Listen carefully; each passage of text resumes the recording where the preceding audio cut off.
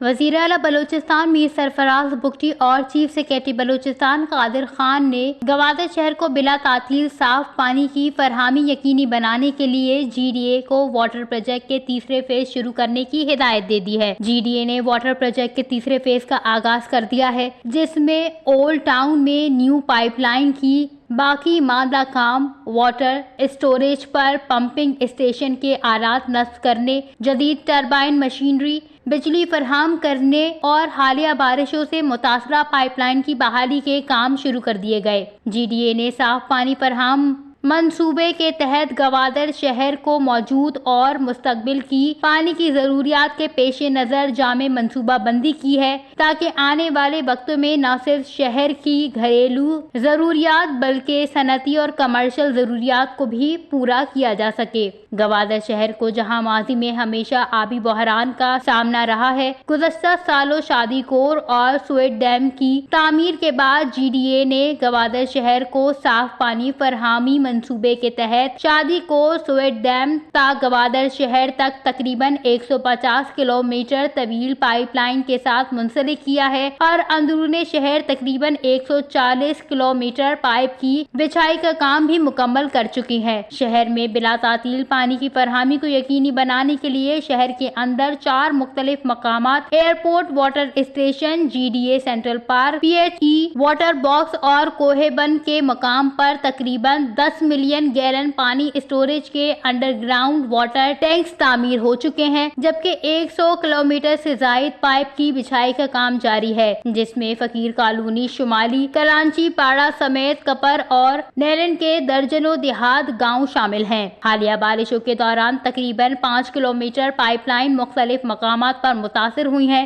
جس کی بحالی کا کام شروع کر دیا گیا ہے۔ حالیہ بارشوں میں سویٹ ڈیم پہلی بار مکمل طور پر بھر چکا ہے اور اضافی پانی محفوظ کرنے کے طریقے سے اسپل ویز سے خارج ہوا ہے اور اس وقت روزانہ 3 ملین گیلن سے زائد پانی گوادر شہر و گرد و نواح کو بلا تعطیل سپلائی ہو رہا ہے۔